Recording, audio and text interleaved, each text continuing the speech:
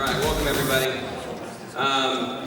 One of the great pleasures of past presidency, which is coming up to me for like 20 minutes, is handing out awards for the current year. And it was a challenging year all the way around. So the folks that we honor are those that continue to serve the chapter, doing so this year kind of under COVID and all that came with it. And I couldn't be more proud of the team and what we've pulled together despite all of that. So very excited to hand these out. It's a great group of folks and I can't thank them enough. Our first award is the Most Valuable New Member Award. And I just shrunk my screen so that doesn't help me at all. Excuse me. And this is given to outstanding contributions for the betterment and growth of the chapter by a new member. We obviously value those who immediately seek to make an impact on our community and encourage all new members to get involved. We have quite a few here in this room, so if you haven't gotten signed up, please do so. I'd like to call up Alicia Worley, who worked with our programming committee.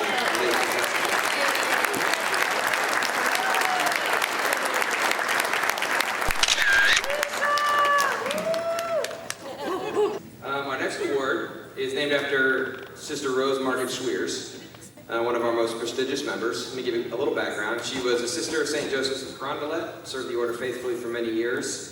As far as the chapter, she served on many committees, including the board and as an officer before becoming president in 1965 and 66.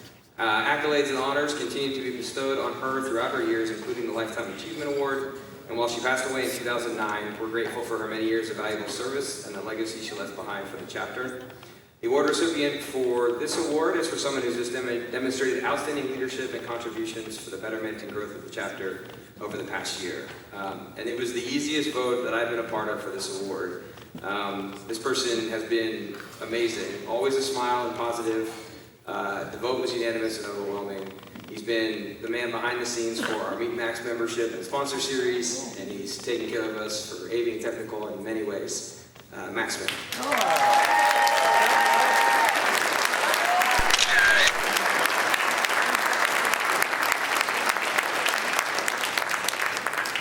Next award is the Ann P. Longshore Distinguished Service Award, named after another one of our prestigious members. Many contributions of time and effort that aided the growth and success of the chapter. She served as chapter president from 71 to 72 and from 72 to 73, and is still the only chapter member president to serve twice, and that's not changing today. So the NP Longshore recognizes outstanding chapter members for their efforts on behalf of the chapter, both in this past year as well as years past. We had a lot of nominees for this award. Again, amazing how many folks stepped up for us while we were doing the year. But two folks in particular kind of stood out above the crowd. They've been involved with the chapter for years as sponsors and as members and as committee volunteers. They're also some of the easiest to get along with, and they smile and laugh all the time, so you're always happy to be around them. Denise Tobin and Zach Scarborough.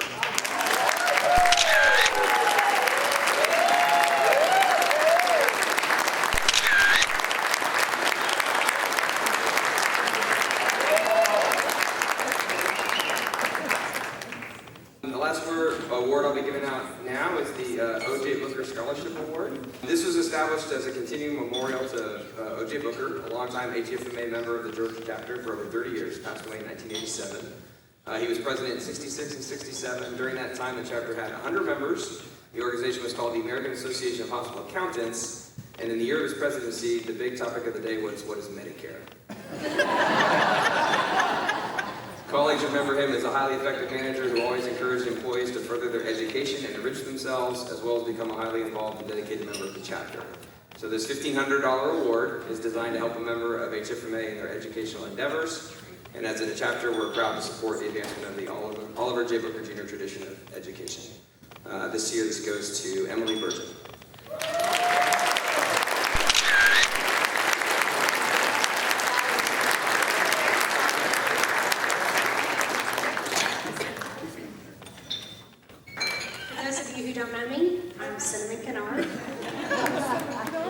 It's so great to be together, isn't it?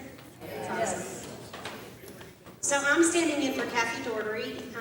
When I was president of Georgia HFMA, the board approved a mentoring award named after her because the young leaders that we have today have all been mentored.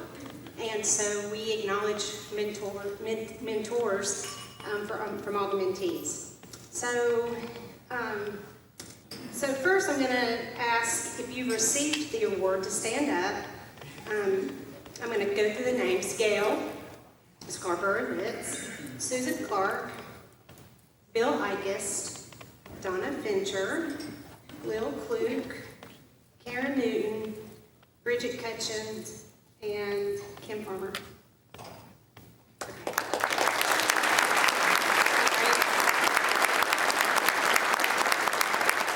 These people have blessed the lives of many, and I'm really fortunate to know all these people and to have been mentored by Kathy.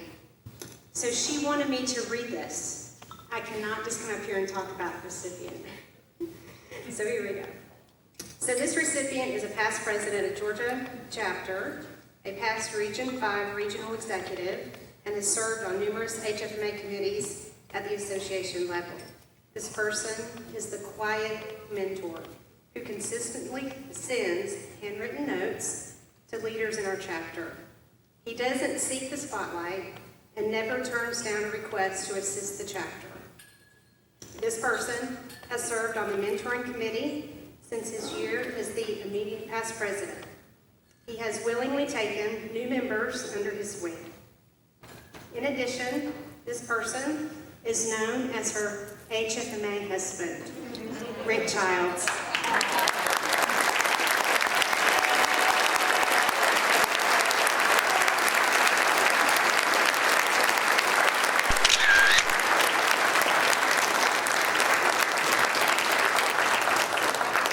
All right, I think now's my time to blather on a little bit, so I'm going to do that if y'all don't mind. I'll try to keep it short. Elizabeth told me I had to be short. So I mentioned last night at the luau that the year started with us canceling Callaway, which was going to be our first time back in a while. My first institute ever for Georgia HFMA was here. I think it was Kathy's year. I think Rick was wearing, what are those sandals with the holes in it? They're like made of rubber. Crocs, right? Orange Crocs, right? I have that right? Bridget sent me up the hill to make copies. That's about all I remember. I might have played golf terribly, but it was a good memory. And in the years that passed, we did golf, we did fishing, we did skeet shooting with Kimberly, teaching us how to shoot a shotgun. Might have been the last time I shot a shotgun. But anyway, fond memories. So it was a bummer when COVID hit and we had to make the decision to not have the event. So in some ways, it's a nice full circle to be here, all back together again, kind of on the other side, hopefully, of the vaccine of the pandemic. Not for everyone, obviously, but for many of us. And to be able to have such a turnout. And I can't thank you all enough for coming and being a part of this, because it feels like we're coming back to it, and it's really nice, not just here but everywhere. So a round of applause for yourselves. Thank you.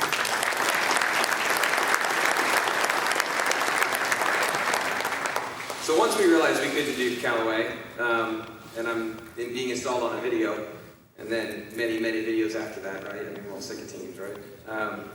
But anyway, I realized two things, one of which was I couldn't fix COVID. So there wasn't much point in lamenting the fact that we had it and couldn't have the year that we wanted. And then ultimately at the end of the day, we had a really good team and we were going to do the best we could. And everything was going to be okay, which is what the slogan of the year was for me. And so that's really what it was. And so with that, rather than talk about other things, I'd just like to highlight my board and my officers, tell you about have them stand up, what they've involved, because we really did quite a bit in a very difficult year. So first, just Elizabeth, Eric, and Bridget, my fellow officers. Huge support throughout this time. They've all been through the ringer. They know what we were able to do and what we weren't. And it was nice to be able to connect with them regularly throughout the year and talk about how we could change and what we didn't need to worry about. Any days I felt bad, they lifted me up. So thank you guys very much.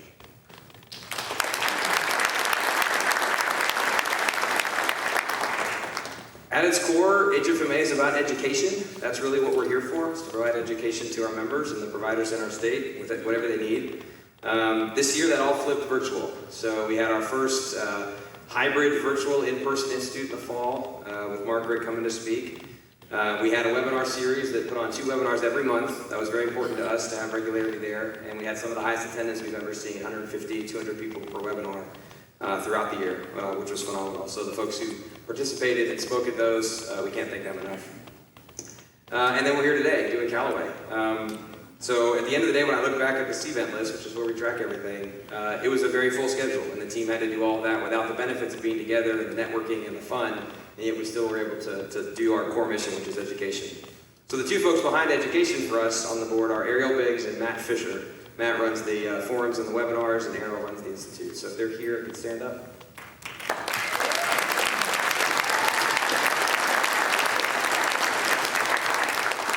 And then even though we couldn't have as much fun as we wanted, we still tried to have fun.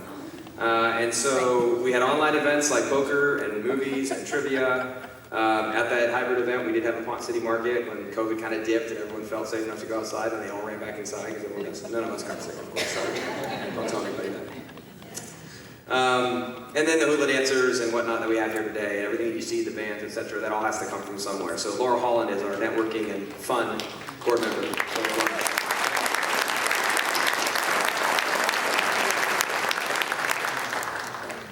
And then, of course, since we can't see you in person, we have to get to you somehow. So we send you a lot of email and a lot of social media posts. And I know that gets annoying. That's just the life we live, right? If we could just shuttle those into a folder instead of deleting them, that would be fantastic.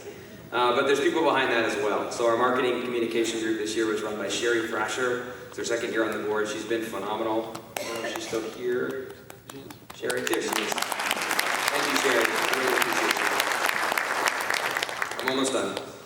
Our outreach group was led by Gina Smith, and what Gina did over the last 2 years in terms of engagement with students and student organizations, we have over 70 student members in the chapter now, despite it being COVID. I think we have 8 students here from universities around. We're seeking mentors for them. We're hoping to get them involved in healthcare and finance, and that's really phenomenal. That's not an outreach we've had a lot of success with, so she's really built a foundation that I hope will grow. Gina, are you here?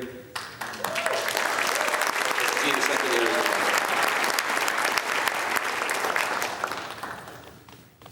And then membership is the next group. You can imagine in a year like this, it's hard to get your membership to go up. So it didn't, it went down, which is understandable. Budgets were cut, people weren't sure that they could attend. No big deal. But what we wanted to do was really understand why, so we could share that information. So that group spent a lot of time as people were not renewing and whatnot, reaching out, trying to get insights and information so that when people could come back, that we were sure that we were hitting what they needed.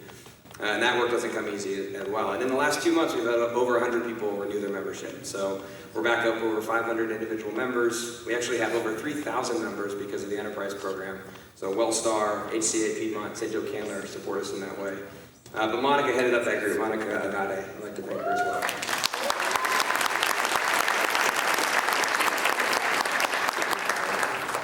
And then last but not least, I promise it's last, professional development is our final group. This is our CPAR program, as well as supporting the HFMA chapter in their CRCR and CHFP and FHFMA programs. And this group did a phenomenal job. We had education sessions across all types of the certifications, a lot of outreach. We had 130 people, I think, pass our CPAR, another 200 or so that passed the CRCR. And it was really a wonderful program, despite people not being able to get together for that. So John Lloyd was the head of that. I'd like to thank him. John and I would connect once every couple of weeks, and he always was able to lift my spirits whenever we did. John, I don't know if you realize that, but I always came off our calls being really positive and upbeat, and I thank you. So with that, I'm out. Thank you, everyone. I've enjoyed the year. I'm happy it's over, but I'll still be around. Thank you very much.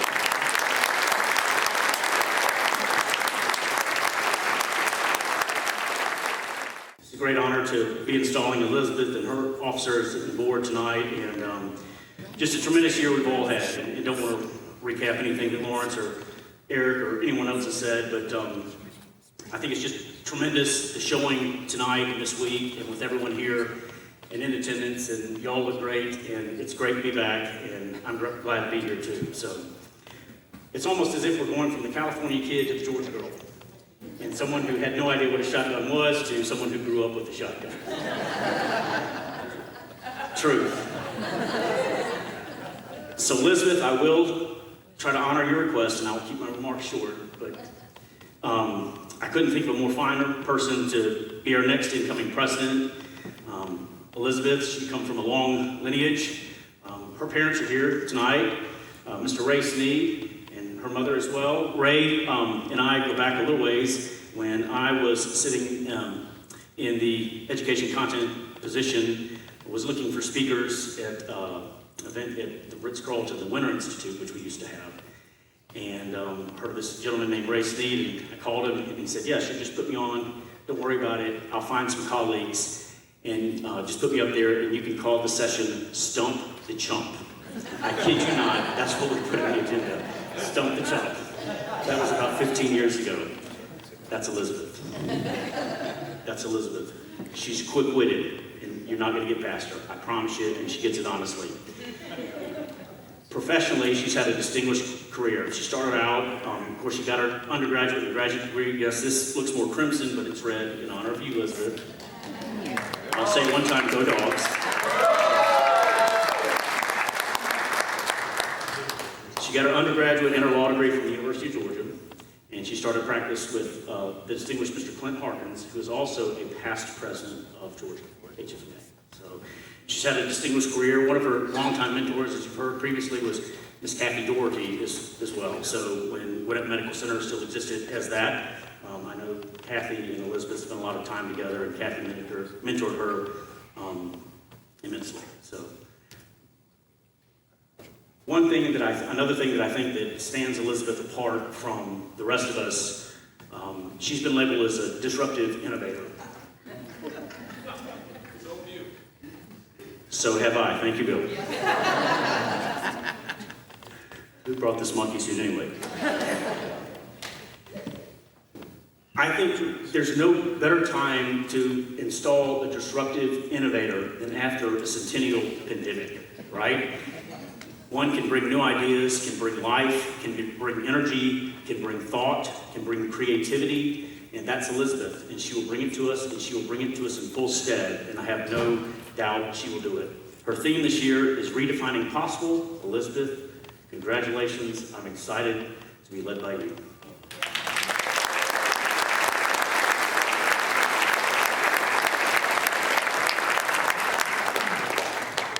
All right, let me draw particular attention to those leaders and officers who've served you this past year. We've already mentioned those, who have contributed well beyond expectations, many of whom with considerable career, I'll read it again, and social sacrifices in the past year. That's true. Elizabeth, I'll say one more thing. Somehow or another, I don't know, but during the progression of time, we decided, we HFMA, board and officers, to take a lot of things in-house. I think namely to save money. And the balance sheet shows it, so you're welcome. And that was Bubba Watson. Can't help it.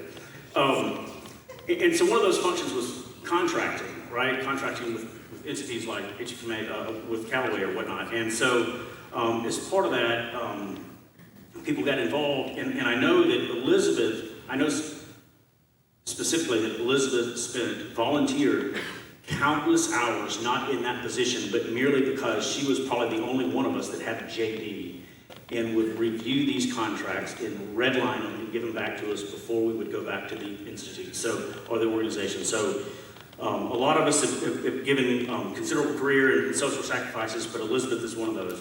So thanks to all who have helped to build a foundation on which progress will be made in the coming years through your programs and activities. As I call your name, please stand, be recognized. And if y'all would hold your applause. Lawrence Harris, President. President-elect Elizabeth Richards. Secretary-Treasurer Eric Burgeon. Welcome to the club. Immediate past President Bridget Cutchin. Directors Ariel Biggs, Matt Fisher, Laura Holland, Sherry Thrisher, John Lloyd, Gina Smith, Monica Agate, and Carrie Summers, who could not be president. All right, let's show our appreciation. Thank you very much.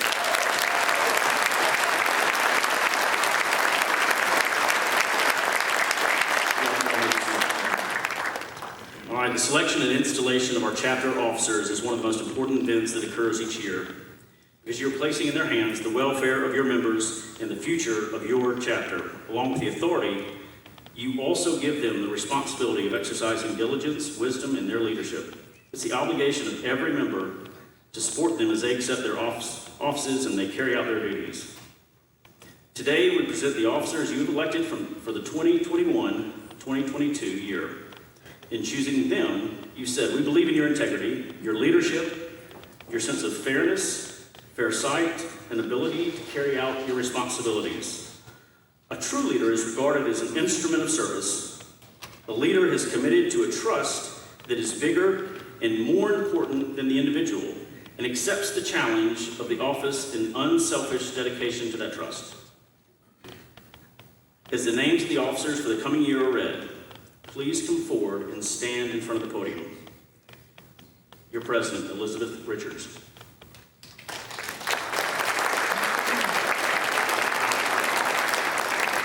President-elect Eric Burton.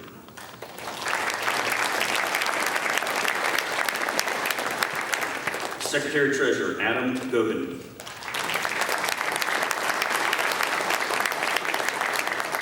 Immediate past president, welcome to the club, Lawrence Harris. Directors, Monica Agate, Ariel Biggs, Laurie Heapy, Laura Holland, John Lloyd, Andrea Mejia, Nick Townsend, and Terry Simmons.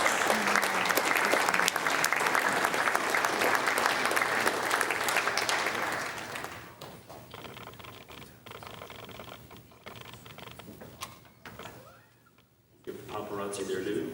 Laura, get up. Oh, we got one. Come on, Laura.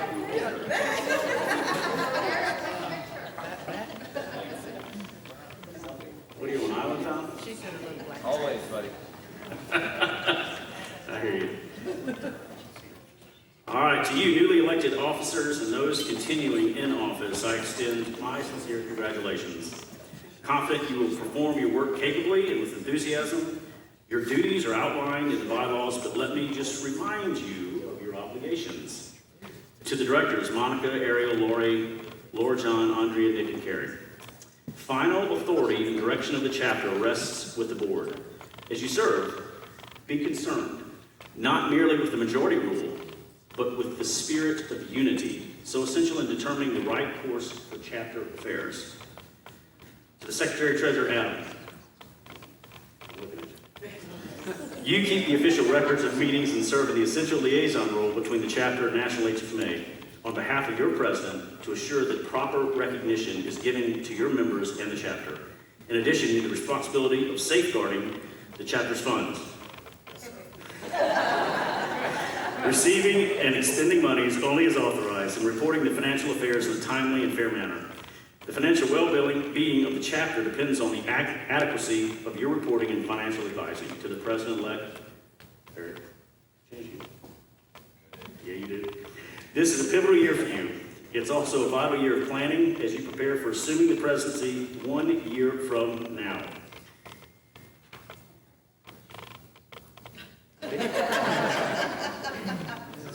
It is too late. All right, take time, man. Seriously, observe the functioning of the president and to consider your program and your appointments thoughtfully and well advanced. It's a big year, dude. Enjoy it. Elizabeth, exciting. You have been chosen to lead the Georgia chapter of HFMA. Final responsibility rests on your shoulders, as the entire organization will be measured by your success in conducting its affairs. You must preside with dignity, fairness, loyalty, punctuality, and you must grant to all members the right to express their view. You have the special opportunity of guiding the chapter into the future, out of a centennial pandemic, at one of the most exciting and challenging times in our association's history. Use this opportunity wisely and involve all the membership in making 2021 and 2022 your best year. As you, newly elected officers and directors, prepare to assume the duties and obligations as outlined in your chapter bylaws, please answer "I do" once at the conclusion of the following questions. Do you, having been duly elected as an officer or director of the Georgia Chapter Healthcare Financial Management Association, hereby solemnly affirm to uphold the Constitution of HFMA and of your chapter and agree to abide by follow the bylaws of HFMA and of your chapter? I do. Do you accept this honor with the understanding that you will do your duty and preserve the reputation and dignity of HFMA and your chapter? I do. Do you accept all the responsibilities designated to the office that you will fill. By your acceptance of these charges before your membership, I hereby declare you installed.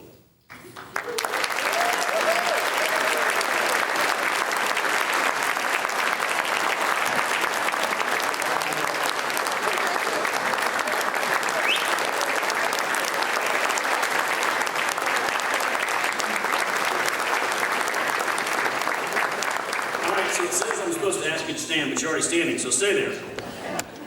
Let me charge you, the membership. This is your opportunity to pledge your wholehearted support to the incoming officers. In electing them, you've carried out only a small part of your task. The real success of this organization lies in cooperating with your leaders and in fully participating and assuming your share of responsibility for chapter activities. Officers, directors, and members of the chapter, I wish you every success in the year ahead. May you have a most productive and rewarding year.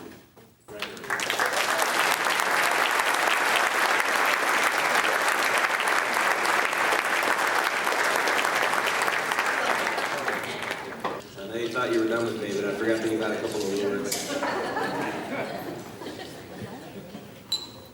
These are good ones, though. Well, they're all good, but these are the really good ones. I'm kidding, though. This is the Charles Anderson President's Award. So this is the discretionary award that the outgoing president gives to really anyone that they want. So not easy to do, but key to me in this year was folks who were able to, I mean, everyone rose above. It's kind of hard to pick, actually. But the two folks that I'm giving it to, I think really gave of their heart and soul. They have for a long time. But with the challenges involved doing it without COVID and then layering in the fact that there was, it was just really impressive what they accomplished.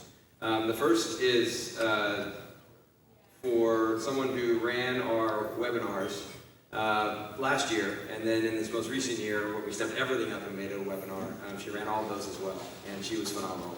So phenomenal that we gave her a raise of 3 times her salary in HFMA and put her on the board. So Lori Hebe.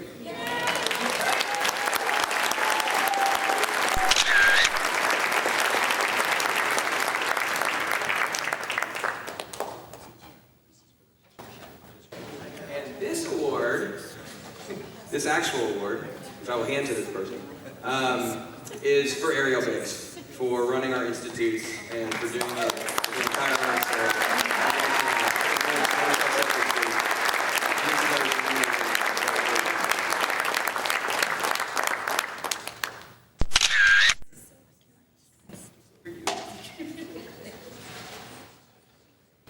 So the last thing I'm handing over, and I really got to get out of here.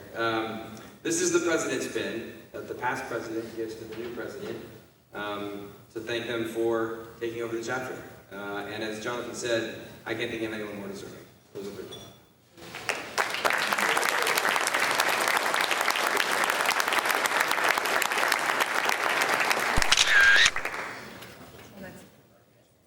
And then I get the honor of passing on the Better Award, which is the gavel, which means that Lawrence is officially done. We use the Crable gavel in our chapter, I think actually a lot of the chapters do, as a gift to the president to honor their year. And as we discussed last night, Lawrence's year has been difficult, but he has been wonderful.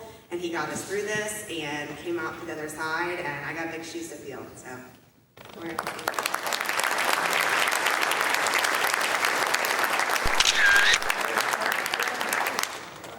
I just have a few people that I wanted to thank. This is surreal. I can't believe that I'm actually standing here tonight as, I guess I'm officially the president now, so that's crazy. But there's so many people to thank. I couldn't ever thank them all. A lot of the leaders and past presidents of this organization have been super supportive of me for my entire career, my personal career, also my HFMA career.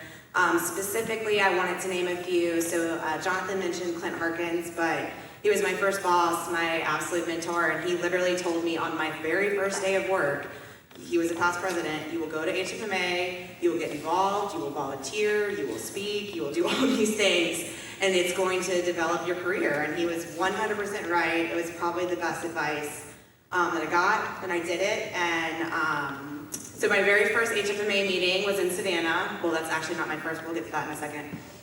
My very first HFMA meeting as a member was in Savannah, and I was sitting at a table, didn't really know anybody, and Teresa Thompson, who was the incoming president at the time, came up to me, and she's like, I'm gonna put you on a committee.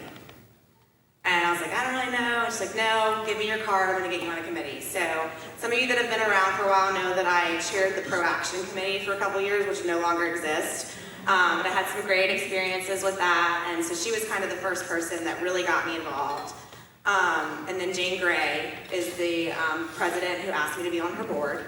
And then Jonathan is the one who really broke me into HFMA by asking me to chair the Southeastern Summit, and literally almost killed me. In the 15 years I've been a member, I've taken 1 year off from volunteering, and it was the year after that event. And then inevitably Jonathan asked me, made the way for me to get into officer rotation in support of the other past presidents of the chapter. So that's why I asked Jonathan to install me tonight. So I wanted to thank them, but of course, there's countless other people in this room. I couldn't possibly thank them all tonight. My parents are here. So what I was going to say, the story was apparently told in the new member meeting yesterday, but I actually came to my first Georgia HFMA meeting when I was 9 years old. Which is very interesting because my oldest son turned 9 at an HFMA event last week. So it's kind of crazy how it all came back full circle. So I guess you could say that I have healthcare finance, in my blood. But and despite supporting me, putting me through school and law school and supporting all my dreams, I do think that it matters that I was taught at a young age to understand where the financial sustainability of a hospital fits into the mission of the hospital and mission of the community. And it was something that I was taught to be passionate about when I was a child. So even though I had no intentions of falling back into healthcare finance, I think it does in a lot of ways motivate who I am today as a person and as a leader. So thanks, Dad. Brett, my husband, who is here tonight, has watched my children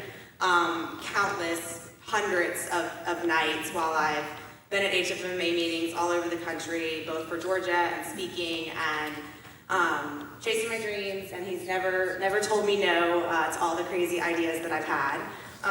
So thank you very much.